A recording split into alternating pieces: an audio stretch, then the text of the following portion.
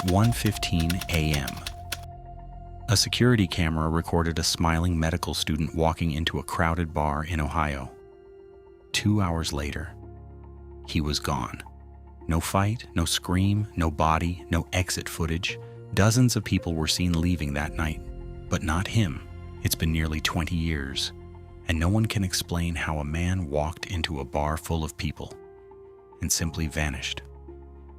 This is the disappearance of Brian Shaffer.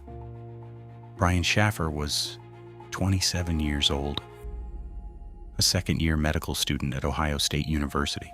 Smart, outgoing, funny, the kind of guy who could walk into any room and instantly make friends. But behind the smile, he was grieving. Just weeks before he vanished, his mother had died after battling cancer. Friends said he was trying to stay strong, trying to focus on school, trying to move forward. On April 1st, 2006, he decided to take a break. Just one night out, just drinks, music, normal life. No one knew it would be the last time they'd see him. Brian met up with his friend William Clint Florence. They bar hopped near campus before heading to a popular spot called the Ugly Tuna Saloona. The bar sat at the top of an escalator inside the South Campus Gateway complex. The entrance was monitored by security cameras. At 1:15 a.m., cameras clearly show Brian entering the bar. He looks relaxed, laughing, blending into the crowd. Inside, witnesses later said nothing seemed unusual. He talked with friends, even chatted with two women near closing time. Everything appeared completely normal. Around 2 a.m., the bar began closing. Clint and his girlfriend left first. They assumed Brian had already gone out. They called him. No answer. They waited outside. Still nothing. Eventually, they left, thinking he had gone home another way. Security cameras recorded dozens of people exiting the bar area, one by one, groups laughing, couples walking, students heading home. But Brian never appears. Police reviewed the footage for hours. They saw him go in. They never saw him come out. The bar had one main public entrance. That entrance was covered by cameras.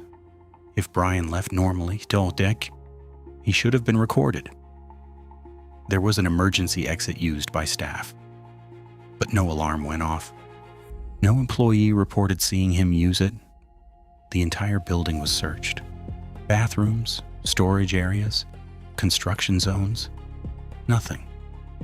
It was as if he evaporated inside the building.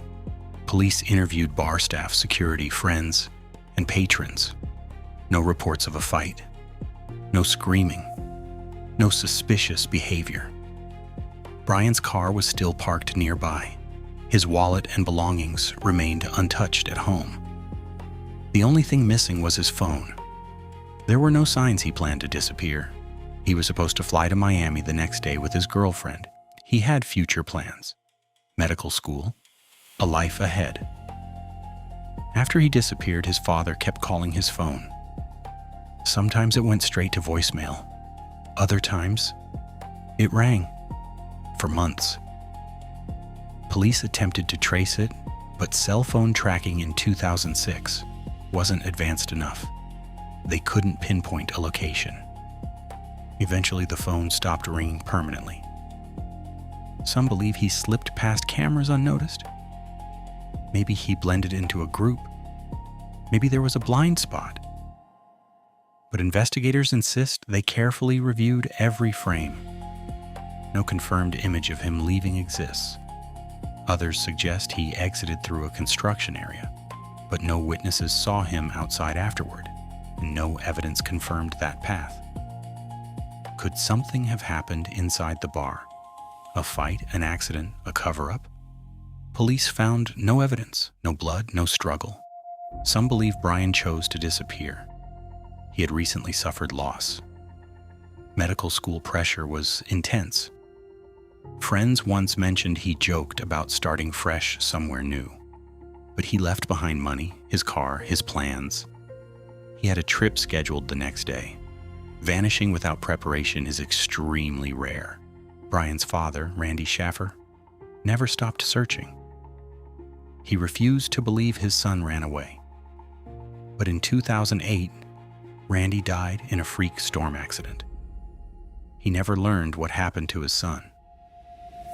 Over the years, possible sightings were reported in Texas, Mexico, and even Sweden. None were verified. No DNA matches, no financial activity, no confirmed contact. It's as if Brian stepped outside the system entirely, because this case challenges logic. We trust surveillance. We assume someone entering a building must leave the same way, but this case breaks that assumption. April 1st, 2006. 1:15 a.m. Brian walks into a bar, smiling, alive, normal. After 2 a.m., no confirmed sighting ever again. No body, no confession, no explanation. Nearly 20 years later, how does someone walk into a crowded bar and never walk out? Brian Shaffer's disappearance remains one of America's most baffling unsolved mysteries. And somewhere in that missing footage, the truth may still be waiting